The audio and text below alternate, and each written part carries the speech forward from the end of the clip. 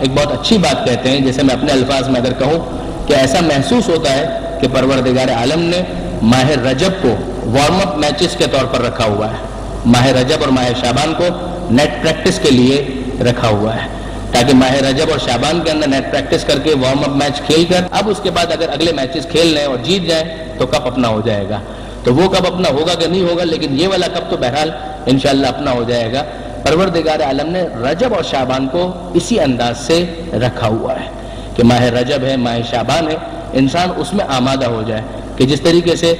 اب پچھلے جیسے جو مہینے گزرتے ہیں، جیسے ماہ رمضان گزرا، اس کے بعد وہ جو عبادت کا لیول ہوتا ہے رمضان کے مہینے میں وہ پھر نیچے آنا شروع ہوتا ہے، پھر اس کے بعد شوال ذیقات جاتا ہے، جو افراد حج پر چلے گئے وہ تو پھر چارج ہو کر آ گئے، لیکن پھر افراد جو دوسرے ہیں میجورٹی وہ سب تو نہیں جا پاتے، کہ محرم ہے، سفر ہے، کچھ ایکٹیویٹیز بھی پھر تھوڑا سا نیچے ہونے لگے۔ تو اب اس کے بعد کہ ماہ رمضان پھر سے آنے والا ہے، تو اس کے لیے ماہ رجب کے اندر ایک نیٹ پریکٹس سیشن پروردگار عالم نے رکھا ہے، اور صحیح معنوں میں کوالیفائنگ یعنی کیپیسٹی جس کے پاس ہوتی ہے وہ اپنے آپ کو پروف اسی کے اندر کرتا ہے، یعنی ماہ رجب اور ماہ شعبان میں اسے پروف کرنا پڑے گا کہ وہ کتنا سیریس ہے ماہ رمضان کا میچ کھیلنے کے لیے، کہ ماہ رمضان کے بارے میں وہ کتنا حساس ہے، وہ کتنا سنجیدہ ہے، وہ اسے ثابت کرنا پڑے گا ماہ رجب اور پھر باقی ماہ شعبان میں، تاکہ وہ ذہنی طور پر آمادہ ہو جائے اور پھر اس کے بعد اگلے مراحل اس کے لیے بہت آسان ہو جائیں۔ درود بھیجے محمد و آل محمد پر۔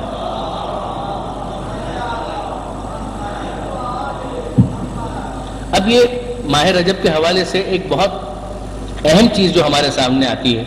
جس کی طرف خود قرآن مجید نے بھی متوجہ کیا، وہ یہ ہے کہ ماہ رجب ان 4 مہینوں میں شامل ہے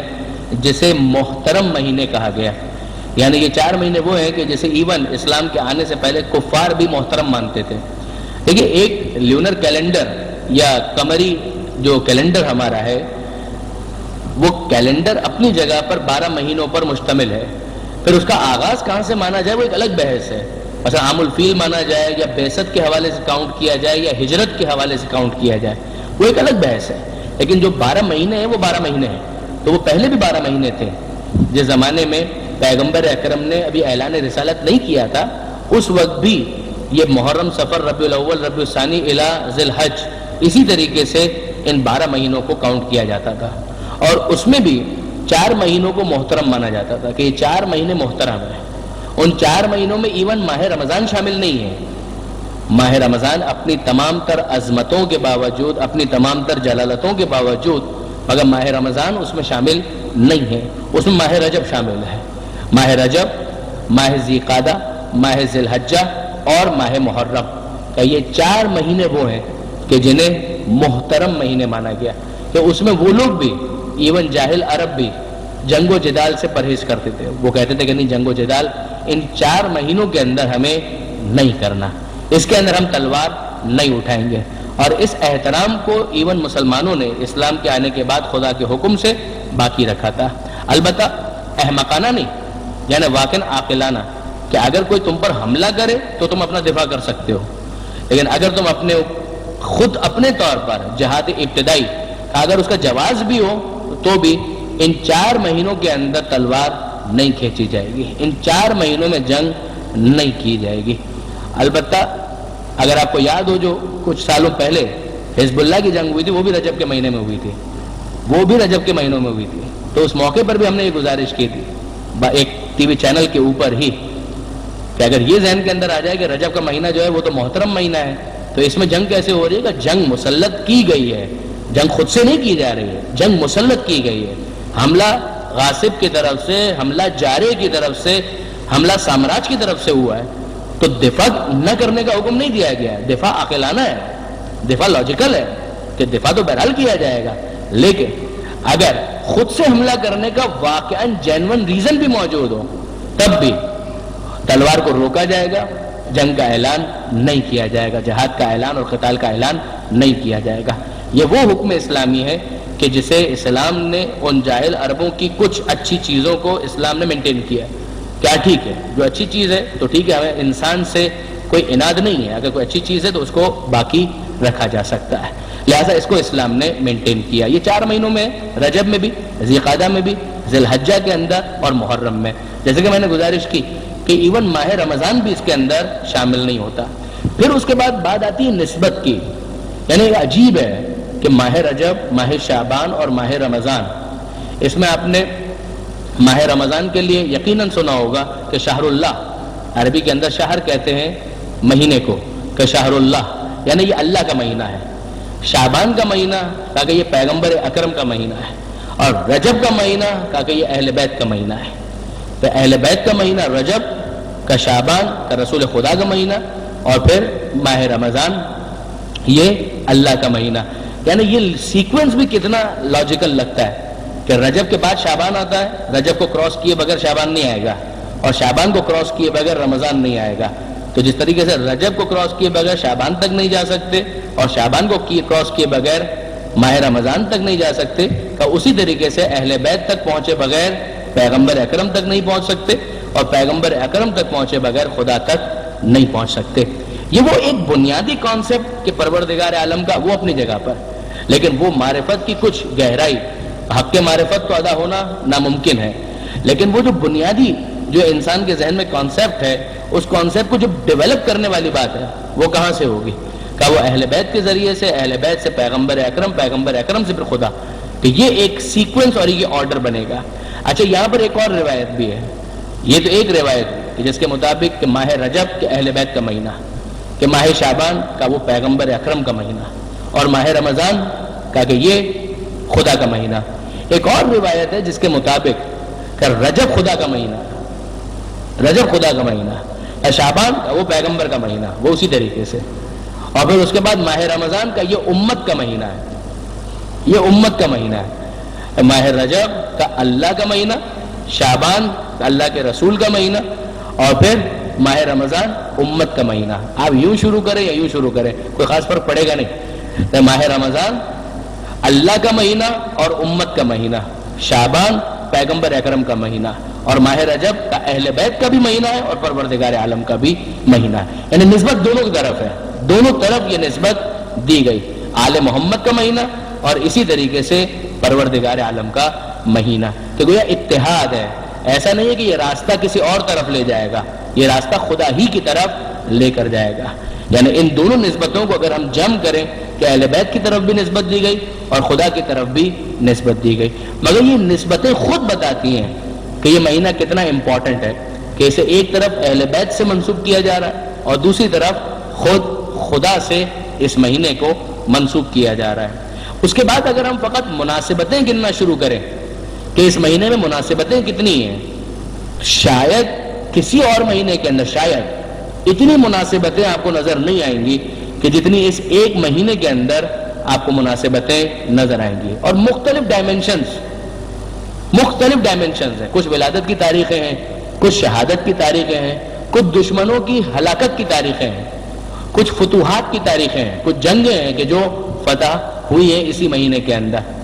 آپ اگر سٹارٹ سے ہی دیکھیں کہ مثلا یکم رجب ہے تو یکم رجب 5ویں امام کی ولادت، اور یکم رجب کے فوراً بعد 3 رجب کا یہ امام علی النقی علیہ السلام کی شہادت کی تاریخ، اس کے بعد پھر 5 رجب یہ ایک مرتبہ پھر امام علی النقی علیہ السلام کی ولادت کی تاریخ بنتی ہے، پھر 10 رجب کا یہ امام محمد تقی جواد علیہ السلام کی ولادت، پھر 13 رجب مولا کائنات امیر المومنین امام المتقین علی ابن ابی طالب علیہ السلام،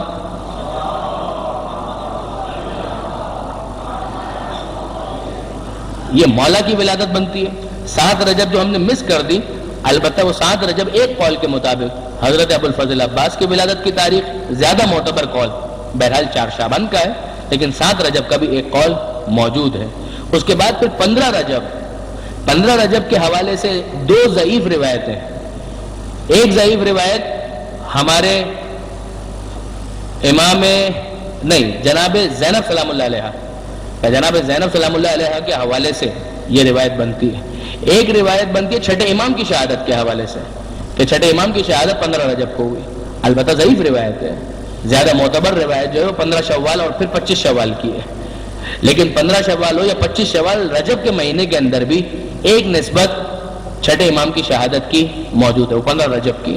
پھر اس کے بعد 15 رجب ہی کو تحویل قبلہ 2 ہجری میں جو قبلہ تبدیل ہوا ہے تو وہ کس تاریخ کو؟ 15 رجب کی تاریخ تھی، جب بیت المقدس سے خانہ کعبہ کی طرف مسلمانوں کے رخ کو پھیرا گیا اور یہ کہا گیا کہ اب سے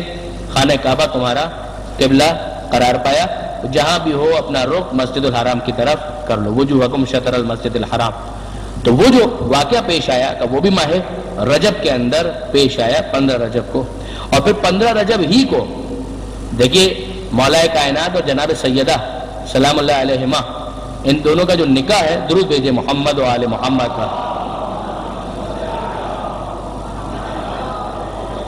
یہ تو ذی الحج کی ابتدا میں،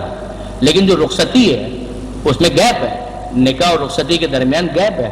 جس طریقے سے ہوتا ہے کہ نکاح کے بعد تھوڑا گیپ اور اس کے بعد رخصتی ہو، یہ خود مولا کائنات اور جناب سیدہ کی شادی میں بھی اسی طریقے سے ہوا، نکاح ہوا اور نکاح کے بعد پھر گیپ اور گیپ کے بعد پھر رخصتی ہے۔ تو یہ ذی الحجہ کے اندر نکاح ہوا اور پھر 15 رجب کو رخصتی ہوئی جناب سیدہ کی پیغمبر اکرم کے گھر سے مولا کائنات کے گھر کی طرف۔ پھر اس کے بعد 21 اور 22 رجب یہ دو تاریخیں وہ ہیں کہ جن میں بعد کے بہت سے بڑے بڑے نام، وہ خیبر کے میدان میں جو بھاگ کر آنے کا واقعہ ہے کہ فتح نہیں کر پائے اور ہزیمت اٹھانی پڑی، وہ 21 اور 22 رجب 7 ہجری، یہ بھی رجب ہی کے مہینے کے اندر ہوا۔ اور اس کے بعد 23 رجب کو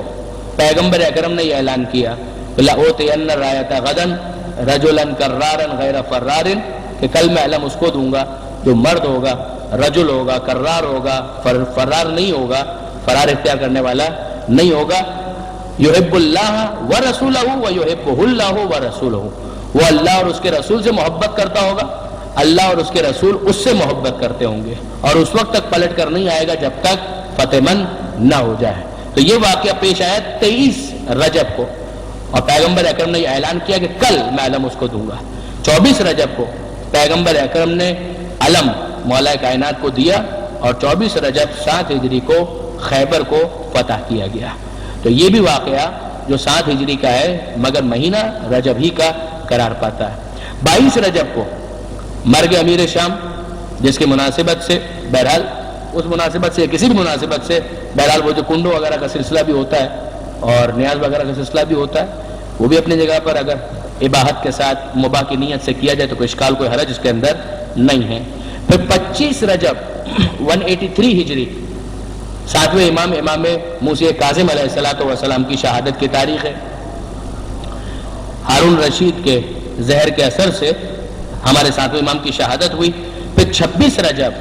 10 بیست کے 10ویں سال، ایک قول کے مطابق حضرت ابو طالب کی شہادت، وفات، شیب ابی طالب میں جو 3 سال گزارے ہیں اور ویسے ہی بڑھاپا اور سن اتنا زیادہ ہو چکا، تو اسلام کے اس محسن عظیم کی تاریخ وفات بھی ایک قول کے مطابق، البتہ اس میں روایتوں کا اختلاف ہے، البتہ ایک قول کے مطابق 26 رجب کو حضرت ابو طالب کی وفات ہوئی۔ پھر 27 رجب کی شب اور 27 رجب کا دن، یہ دونوں بہت اہم ہیں کہ شب 27 رجب کہ یہ وہ شب ہے کہ جس میں سبحان الذی اسری بعبدہ لیلا من المسجد الحرام الی المسجد الاقصی الذی بارکنا حولہ لنریہ من آیاتنا، کہ بے عیب ہے وہ ذات کہ جو اپنے بندے کو ایک ہی رات میں مسجد حرام سے مسجد اقصی تک لے گئے، لنریہ من آیاتنا، تاکہ اسے اپنی نشانیاں دکھا سکے۔ یہ معراج کا واقعہ ایک قول قوی کے مطابق کہ شب 27 رجب یہ واقعہ پیش آیا، اور پھر 27 رجب کا دن غار حرا میں پیغمبر اکرم پر وحی اول کا نزول کہ اقرأ بسم ربک الذی خلق خلق الانسان من علق اقرأ وربک الاکرم الذی علم بالقلم علم الانسان ما لم یعلم۔ تو یہ جو پہلی 5 آیتیں نازل ہوئی، بعثت کا آغاز ہوا، اعلان رسالت ہوا، یہ 27 رجب کے دن یہ واقعہ پیش آیا جب پیغمبر اکرم 40 سال کے ہو چکے تھے۔ اعلان رسالت، ورنہ نبی اور نبوت تو کنت نبیا وآدم بین الماء والطین، کہ میں اس وقت بھی نبی تھا جب آدم مٹی اور پانی کے درمیان تھے۔ 28 رجب اس اعتبار سے بہت اہم تاریخ ہے کہ یہ وہ تاریخ ہے جب آل محمد کا قافلہ مدینہ منورہ سے نکلا اور بالآخر کربلا پہنچ کر جام شہادت نوش کیا۔ مکہ معظمہ میں رکے، پھر مکہ معظمہ سے کوفہ کی طرف متوجہ ہوئے اور راستے میں کربلا پہنچے، اور کربلا میں وہ سانحہ عظیم پیش آیا۔ اسی مہینے کے اندر بعض اور امپورٹنٹ تاریخیں بھی بتائی گئی ہیں، البتہ چونکہ بہت زیادہ تحقیقی مواد نہیں تھا لہذا میں اس کو کوٹ نہیں کر رہا، لیکن ایک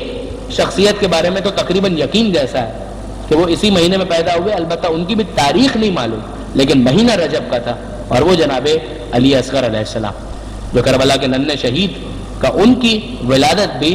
ماہ رجب ہی کے اندر ہوئی 60 ہجری میں، اس لیے کہ جب کربلا پہنچے تو 6 مہینے کے تھے، ماہ رجب میں جب یہ قافلہ چل رہا تھا تو اس وقت چند دنوں کے تھے۔ تو اس اعتبار سے اگر آپ دیکھیں تو اندازہ ہوتا ہے کہ کتنا زیادہ مناسبتوں کا اہتمام ہے اس ایک مہینے کے اندر، ماہ رجب کے اندر، یعنی بہت زیادہ مناسبتیں اس مہینے کے اندر، ولادتیں آپ کو اس میں ملیں گی بے شمار معصومین کی، شہادتیں بھی 2-3 آپ کو ملیں گی اس مہینے کے اندر، اسی طریقے سے تحویل قبلہ اور دوسرے واقعات اور خیبر کی فتح وغیرہ یہ سب بھی اس مہینے کے اندر ہوا۔ اس اعتبار سے واقعاً بڑی مرکزی اہمیت کا مہینہ بن جاتا ہے ماہ رجب۔ اب اس کے بعد ہم تھوڑا سا مفاتیح الجنان کی طرف بڑھیں اور دیکھیں کہ شیخ عباس قمی جو روایت نقل کرتے ہیں اس کے اندر معصومین نے اس مہینے کے حوالے سے کیا کچھ بیان کیا ہے۔ درود بھیجیے محمد و آل محمد پر۔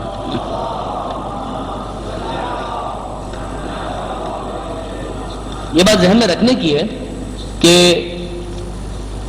معصومین نے جو کچھ بیان کیا ہے مختلف مہینوں کے حوالے سے وہ اتنا زیادہ ہے کہ اسے کسی ایک کتاب کے اندر جمع نہیں کیا جا سکتا، یعنی بہت ساری کتابیں اس حوالے سے اویلیبل ہیں کہ خود ماہ رجب کے بارے میں، ماہ شعبان کے بارے میں، رمضان کے مہینے کے بارے میں، دعاؤں کے بارے میں اتنا لٹریچر ہے کہ مفاتیح الجنان بہت مشہور کتاب ہے، لیکن ایسا نہیں کہ صرف یہی ایک کتاب ہے کہ جس کے اندر ان اعمال وغیرہ کو جمع کیا گیا ہے، بلکہ دیگر کئی کتابیں ہیں۔ اگر میں غلطی نہیں کر رہا ہوں تو شیخ صدوق نے مستقل ایک کتاب لکھی ہے ان 3 مہینوں کے فضائل کے بارے میں، رجب، شعبان اور ماہ رمضان۔ اس کے علاوہ بھی اگر ہم مختلف دوسری کتابوں کو دیکھتے ہیں تو اس کے اندر زیارتوں کے بارے میں، دعاؤں کے بارے میں بہت مواد آل محمد سے ہم تک پہنچا ہے۔ خصوصیت کے ساتھ ماہ رجب کے بارے میں شیخ عباس قمی کے ارشاد فرماتے ہیں کہ رجب کے مہینے کے اعمال اور فضیلت میں یہ فصل ہے، یعنی یہ والا جو چیپٹر ہے ہمارا، یہ رجب اور شعبان کے مہینے کی فضیلت کے بارے میں ہے۔ فرماتے ہیں جاننا چاہیے کہ رجب اور شعبان اور رمضان کے مہینے کافی فضیلت والے ہیں اور ان کی فضیلت میں بہت روایات وارد ہوئی ہیں، بلکہ جناب رسول خدا صلی اللہ علیہ وآلہ وسلم سے روایت ہے۔ اب یہ وہی روایت جو میں آپ کی خدمت میں عرض کر چکا ہوں کہ رجب کا مہینہ اللہ کا بہت بڑا مہینہ ہے اور کوئی مہینہ بھی اس کے احترام اور فضیلت کو نہیں پہنچ سکتا۔ کافروں سے لڑائی اس مہینے میں حرام ہے، جس کی تشریح میں نے گزارش کی۔ رجب اللہ کا مہینہ، شعبان میرا مہینہ اور رمضان المبارک میری امت کا مہینہ ہے۔ جو شخص رجب کے ایک دن روزہ رکھے گا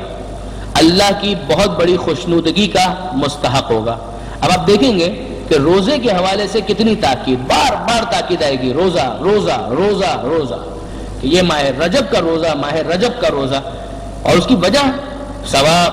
پروردگار عالم کا قبول کرنا، پروردگار عالم کا راضی ہونا، جنت میں یہ مل جائے گا وہ مل جائے گا، اتنے انسینٹیوز بیان کیے گئے، وجہ سمجھ میں آتی ہے کہ گویا ذہنی طور پر آمادہ کیا جا رہا ہے کہ ماہ رجب میں انسان روزے رکھے، ثواب بھی حاصل کرے اور اپنے آپ کو تیار کرے ماہ رمضان کے لیے، تاکہ ماہ رمضان میں اچانک روزوں کا سامنا نہ کرنا پڑے۔ ماہ رجب ہی کے اندر انسان اتنا تیار ہو چکا ہو کہ پھر اگر ماہ رمضان میں روزہ وہ رکھے تو اسے خستگی کا احساس اتنا زیادہ نہ ہو۔ ظاہر ہے کہ practice makes a man perfect, perfection کی طرف انسان جانے لگتا ہے۔ فرماتے ہیں رجب کے ایک دن جو بھی روزہ رکھے گا وہ اللہ کی بہت بڑی خوشنودگی کا مستحق ہوگا اور اللہ کا غضب اس سے دور ہوگا اور جہنم کے دروازوں میں سے ایک دروازہ اس پر بند کر دیا جائے گا۔ 7ویں امام کی روایت کہ جو شخص رجب میں سے ایک دن روزہ رکھ لے تو اس سے جہنم کی آگ 1 سال کے رستے کے اندازے کے برابر دور ہو جائے گی، اور جو شخص 3 دن روزہ رکھ لے ماہ رجب میں تو اس پر جنت واجب ہو جائے گی۔ پیغمبر اکرم فرماتے ہیں کہ جنت میں ایک نہر کا نام ہے رجب جنت میں ایک نہر کا نام ہے جو دودھ سے زیادہ سفید اور شہد سے زیادہ شیریں ہے. جو شخص اس کے ایک دن میں روزہ رکھے تو وہ ضرور اس نہر سے پانی پیے گا. یعنی ماہ رجب میں روزہ رکھو, نہر رجب سے استفادہ کرو. یہ ایک طرح سے مارکیٹنگ والا انداز ہے. آپ اگر ایمانداری کی بات دیکھیں کہ پروردگار عالم اگر وہ ایڈورٹائزمنٹ کیمپین جس طریقے سے چلتی ہے کہ کیا آپ چاہتے ہیں کہ جنت کی نہر رجب سے استفادہ کریں, اس سے آپ پانی پینا چاہتے ہیں؟ اگر آپ پینا چاہتے ہیں تو بسم اللہ, یہ ماہ رجب آ گیا, اس کا روزہ رکھیے, وہاں پر آپ کو پاس دے دیا جائے گا, دکھا کر آپ پانی پی سکتے ہیں. پاس بھی دکھانے کی ضرورت نہیں ہے, ملائکہ کے پاس تو سب چیزیں کمپیوٹرائز, جب ہمارے پاس ہو سکتی ہیں تو وہاں پر سب چیزیں بالکل فیڈڈ موجود ہیں, کسی قسم کی الگ سے پاس کی ضرورت بھی نہیں ہے. البتہ یہ ہے اپنی جگہ پر, یہ تو بات یعنی تھوڑا سا عذرائے مزاح آ گئی, ورنہ بعض روایتوں کے اندر ہے کہ جب تک مولا کائنات کی طرف سے کسی کے پاس جواز موجود نہ ہو, جواز یعنی پاسپورٹ, جس کو آج بھی عرب کہتے ہیں جواز السفر, یعنی سفر کا جواز یعنی پاسپورٹ کا وہ نہ ہو تو اسے جنت میں داخلہ نہیں مل پائے گا.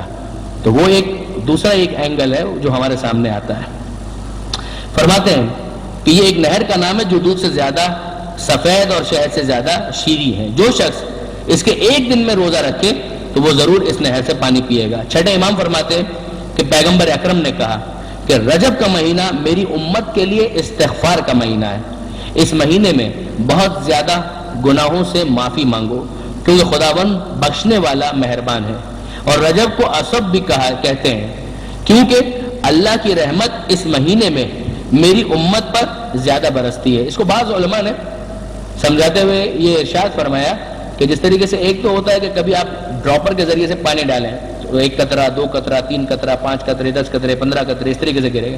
اور ایک یہ ہے کہ نہیں آپ اوپر سے بالٹی کو انڈیل دیں تو وہ ایک دم موسلا دھار جو بارش ہوتی ہے کہ وہ یہ اس میں ڈرزل کے اندر یا کیا اس کو کہتے ہیں, میں اگر بھول رہا ہوں لفظ اس کے لیے, بوندا باندی, ایک بوندا باندی والی کیفیت ہوتی ہے اور ایک موسلا دھار بارش ہوتی ہے. کہ عام مہینوں میں بھی پروردگار عالم کی رحمت برستی ہے, مگر وہ پروردگار عالم کی رحمت اگر بوندا باندی کے انداز میں برستی ہے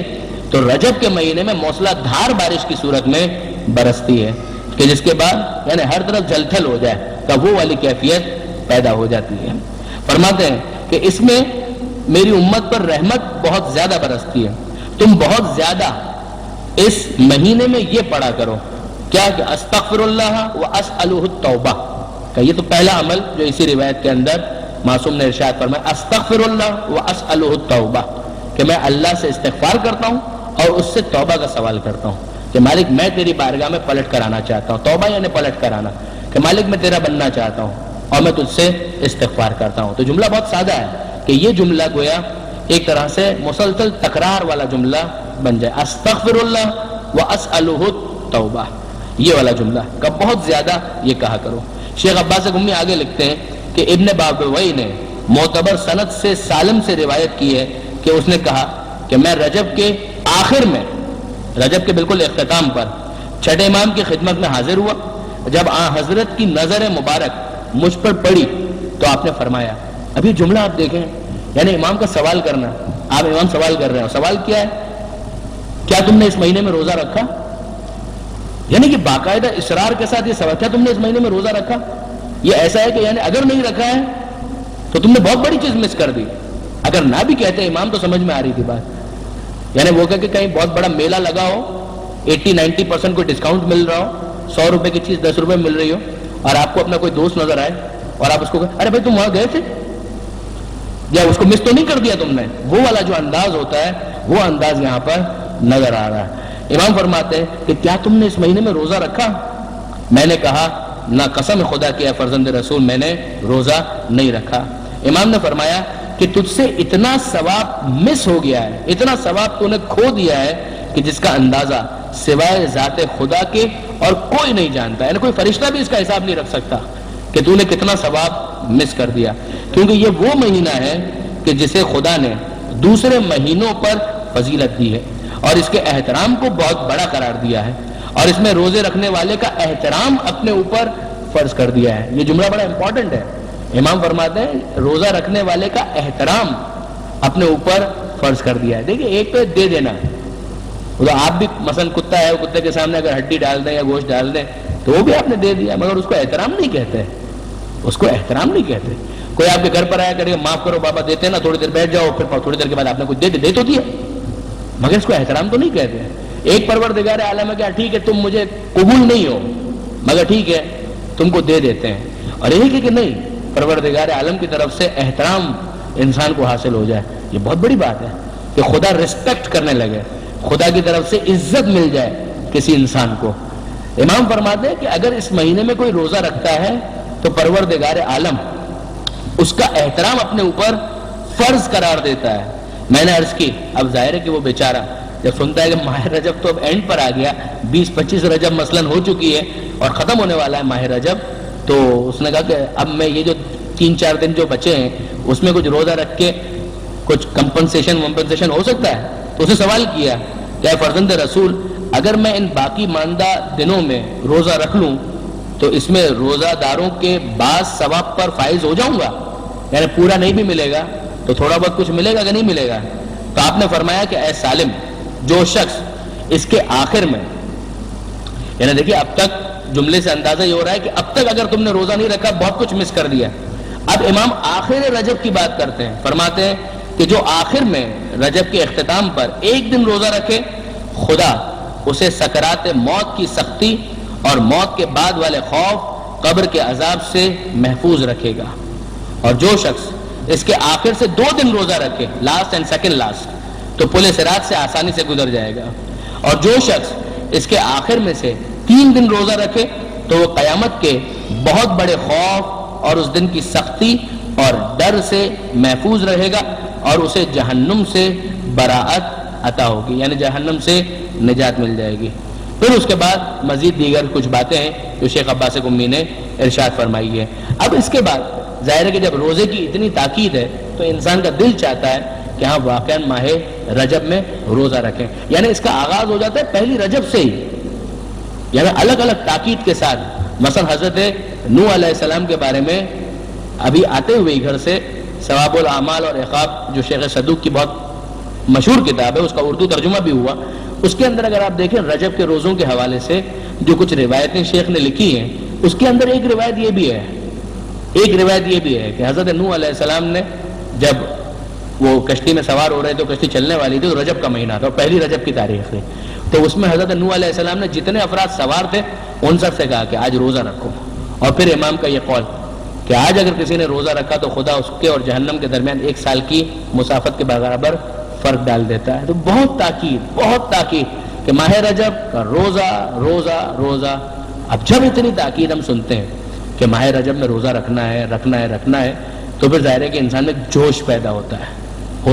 مجھے خود یاد ہے میں نے پہلی مرتبہ کب یہ ساری فضیلت سنی تھی، حضرت مولانا صادق حسن صاحب سے، جب انجمن خدام القرآن کے اندر تقریباً جتنی بھی اہم چیزیں ہیں ان کی طرف سب سے پہلے تو شاید انہوں نے متوجہ کیا اپنے دروس کے اندر، اور کون سا ایسا موضوع ہے کہ جس پر اس مرد بزرگ نے بیان نہیں کیا اور کچھ نہ کچھ ہدایت اور رہنمائی نہیں فرمائی ہے۔ واقعاً پروردگار عالم ان کو ہمیشہ سلامت رکھے، تو انہوں نے اس کو بیان کیا تھا اور ساری چیزیں۔ لیکن جب ہم مثلا توجہ کرتے ہیں کہ ہم ماہ رجب کے روزے، ماہ رجب کے روزوں کی فضیلت، یہ ساری چیزیں، تو اس کے بعد ایک دم دل چاہتا ہے کہ ہاں ٹھیک ہے یار ایسا کرتے ہیں کہ ماہ رجب کے 30 روزے رکھ لیتے ہیں، مگر اس وقت ہمارے سامنے ایک مسئلہ شرعی آ جاتا ہے، اور وہ مسئلہ شرعی کیا آتا ہے؟ وہ مسئلہ شرعی آتا ہے کہ اگر کسی کے اوپر قضا روزے ہیں تو وہ مستحب روزے نہیں رکھ سکتا۔ اگر آپ کے اوپر کوئی ادھار ہے تو آپ پہلے ادھار چکائیے، اس کے بعد پھر دوسرا کوئی معاملہ ہو سکے گا۔ یہ تو نہیں ہو سکتا نا کہ ادھار آپ کے اوپر ہے اور آپ خواہ کے دوسری چیزوں کے اندر پڑ جائیں۔ نماز میں ایسا نہیں ہے،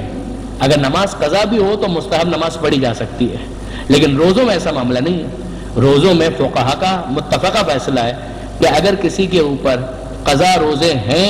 تو اس کی ذمہ داری یہ ہے کہ پہلے وہ اپنے قضا روزوں کو پورا کرے، اس کے بعد پھر مستحب روزے رکھ سکتا ہے۔ یہ مسئلہ اس لیے اور بھی امپورٹنٹ بن جاتا ہے کہ شریعت کے حکم کے مطابق پچھلے رمضان میں جو ماہ رمضان گزر گیا، اس میں اگر کسی کا کوئی روزہ قضا ہو گیا تھا تو اس کی ذمہ داری ہے کہ اگلے ماہ رمضان سے پہلے اپنے اس ادھار کو ختم کرے، اپنی اس لائبلٹی کو ختم کرے۔ اس ادھار کو چکائے، یعنی وہ روزہ اگر پچھلے ماہ رمضان میں 2 روزے 3 روزے 5 روزے 10 روزے خدا نہ کرے کسی بھی وجہ سے، جان بوجھ کے تو کون چھوڑتا ہے، میں توقع نہیں کرتا، سفر کی وجہ سے، بیماری کی وجہ سے، کسی بھی وجہ سے اگر روزے چھوٹ گئے تھے، خواتین کے مخصوص ایام کی وجہ سے اگر روزے نہیں رکھ سکے تو پھر ذمہ داری یہ ہے کہ پہلے ان روزوں کو رکھے اور اس کے بعد پھر مستحب روزوں کی نیت سے روزہ رکھا جائے۔ اب اس میں بعض علماء کا یہ قول واقعاً بڑا لطیف ہے، وہ فرماتے ہیں کہ بعید ہے پروردگار عالم سے کہ اگر ماہ رجب کے اندر کوئی اپنے قضا روزے رکھے تو پروردگار عالم اس خاص ثواب سے اسے محروم کر دے، جب پروردگار عالم اس کا خزانہ، اس کی کوئی حد تو نہیں ہے،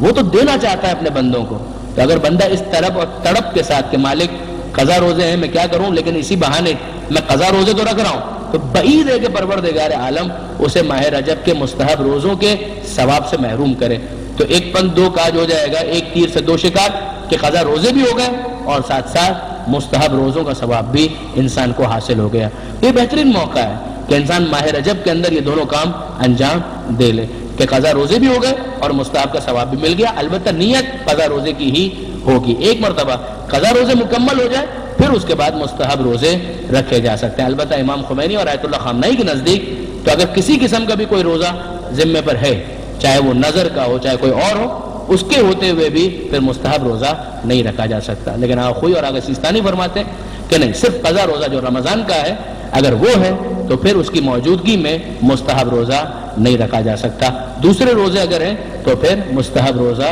رکھا جا سکتا ہے، اشکال نہیں ہے۔ تو یہ ایک بات ہو گئی اس مسئلہ شرعی کے حوالے سے، اور اس کے ساتھ ہی آج کی گفتگو ہم مکمل کرتے ہیں۔ کل انشاءاللہ مزید ماہ رجب اور ماہ رجب کے اعمال کے حوالے سے گفتگو ہوگی۔ یہ میرے خیال میں ایک بکلیٹ ٹائپ کا تقسیم کیا جا رہا ہے جس کے اندر ماہ رجب کے کچھ اعمال درج کیے گئے ہیں، زیادہ تر یہ مفاتیح الجنان ہی سے لیے گئے اور اچھی کوشش ہے، 6-7 صفحے کے اندر ہے۔ کئی مرتبہ ایسا ہوتا ہے کہ مفاتیح کو ہولڈ کرنا تھوڑا سا بھاری لگتا ہے، لیکن یہ اگر جیب میں بھی ہو تو اگر آپ آفس میں ہیں کہیں بھی ہے، کوئی ٹائم ملتا ہے، بس میں جا رہے ہیں، گاڑی میں جا رہے ہیں، نہیں گاڑی میں جا رہے ہیں اور ڈرائیو کر رہے ہیں تو مت پڑھیے گا، لیکن اگر کوئی اور ڈرائیو کر رہا ہے اور آپ کے لیے موقع ہو تو آپ اس کا مطالعہ کر سکتے ہیں۔ ویسے ہی بیٹھے ہوئے کسی کا انتظار کر رہے ہیں، جیب میں یہ پرچہ نکالا کہ ماہ رجب کے کچھ اعمال اس کے اندر لکھے ہوئے ہیں تو اسے اس کے اندر پڑھا جا سکتا ہے۔ جی آج نہیں دے رہے، یہ آج نہیں دے رہے، آپ کو کل دیں گے انشاءاللہ۔ صحیح۔ اور دوسرا اعلان یہ ہے کہ کل انشاءاللہ محفل شیخ خراسان کے پروگرام کے بعد یہاں پر فوراً پروگرام شروع ہو جائے گا، تو یہ انشاءاللہ کل آپ کے درمیان تقسیم کیا جائے گا، اور انشاءاللہ کل دیگر اعمال کے علاوہ عمل ام داؤد کے حوالے سے بھی کچھ گزارشات پیش کرنے کی سعادت حاصل کریں گے کہ جس کے بارے میں بعض محدثین نے یہ جملہ لکھا ہے کہ یہ عمل اگر کوئی کرے آزما کر دیکھیں کہ انشاءاللہ اس کی دعا ضرور بضرور قبول ہوگی۔ یہ واقعاً جملہ محدثین کا لکھنا کہ آزما کر دیکھیں، ہم یہ تجربہ کر چکے ہیں، یہ اتنا معمولی جملہ نہیں ہے، واقعاً بڑا اہم جملہ ہے۔ عمل ام داؤد اور دیگر اعمال ماہ رجب کے حوالے سے انشاءاللہ العزیز کل گفتگو ہوگی۔ پروردگار عالم سے دعا کرتے ہیں، مالک تجھے واسطہ محمد و آل محمد کا ہمارے اس قلیل توسل کو اپنی بارگاہ میں شرف قبولیت عنایت فرما۔ مالک تجھے واسطہ محمد و آل محمد کا ماہ رجب آنے والا ہے جو تیرا بھی مہینہ ہے، اہل بیت کا بھی مہینہ ہے، وہ کام کہ جس سے تو اور اہل بیت راضی ہوں اس مہینے میں انجام دینے کی ہمیں توفیق عطا فرما۔ مالک تجھے واسطہ محمد و آل محمد کا، آل محمد کے ماننے والے چاہنے والے جہاں کہیں بھی آباد ہیں ان کی جان مال عزت و آبرو کی حفاظت فرما۔ مالک تجھے واسطہ محمد و آل محمد کا بیماروں کو شفاء کامل اور عاجل عطا فرما، بے روزگاروں کو رزق حلال عطا فرما، جو برسر روزگار ہیں ان کے رزق میں برکت اور کثرت عطا فرما، جو بے اولاد ہیں انہیں اولاد صالح عطا فرما، جو صاحبان اولاد ہیں انہیں اولاد کی صحیح تربیت کی توفیق عطا فرما۔ مالک ہمیں اپنے گھرانے کی اصلاح، اپنے اداروں کی اصلاح، خصوصاً اپنے تعلیمی اداروں کی اصلاح زمانے کے امام کی خواہشات کے مطابق کرنے کی توفیق عطا فرما۔ مالک تجھے واسطہ محمد و آل محمد کا تمام علماء کرام، مراجع اعظام اور مقام معظم رہبری کی حفاظت فرما، انقلاب اسلامی کی حفاظت فرما، اس انقلاب کو زمانے کے امام کے انقلاب سے متصل فرما، اس انقلاب کے دشمنوں کو نیست و نابود فرما۔ مالک تجھے واسطہ محمد و آل محمد کا وطن عزیز پاکستان کو استحکام عطا فرما، وطن عزیز کو ہر قسم کی داخلی خارجی پریشانیوں سے محفوظ فرما۔ مالک پاک فوج کو موجودہ جنگ میں فتح و نصرت اور غلبہ عطا فرما، وطن عزیز سے دہشت گردی اور دہشت گردوں کا خاتمہ فرما۔ مالک ہمارے شہداء کے قاتلوں کو نیست و نابود فرما۔